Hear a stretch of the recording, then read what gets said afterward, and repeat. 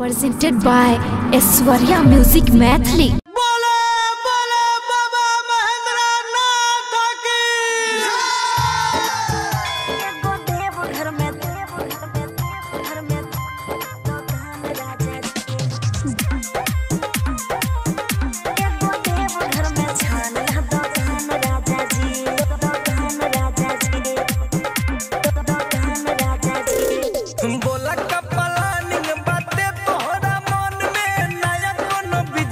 करे के भाषा बन में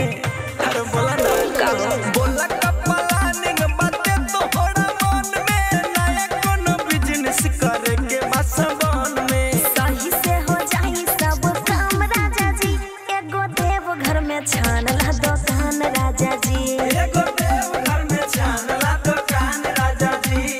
सावन भर बेची हा सामान राजा जी एगो देव घर में छान ला दुकान राजा जी एगो देव घर में छान ला दुकान राजा जी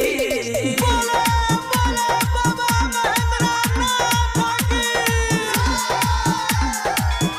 एगो देव घर में दुकान राजा जी दुकान राजा जी रखी हा दुकान में तू कवर के सामान हो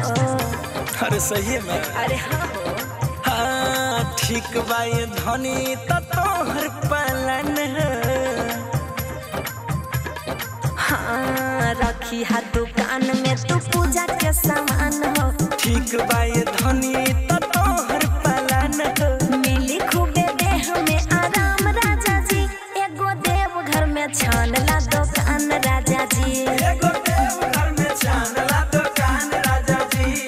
सावन भर बेची हा सामान राजा जी एगो देव घर में छान ला दुकान राजा जी एगो देव घर में छान ला दुकान राजा जी DJ Amit Tiwari, Apahar.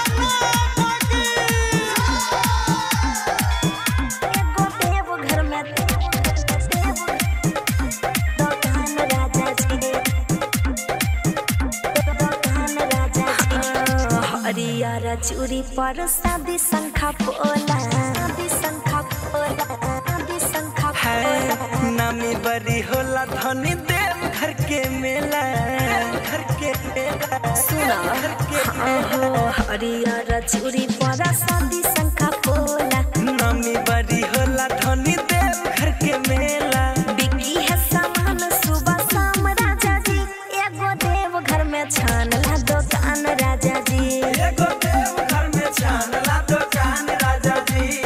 सावन भरा बेची हा सामान राजा जी एगो देव घर में छान ला दुकान राजा जी एगो देव घर में छान ला दुकान राजा जी Aishwarya Digital Recording Studio, Samastipur.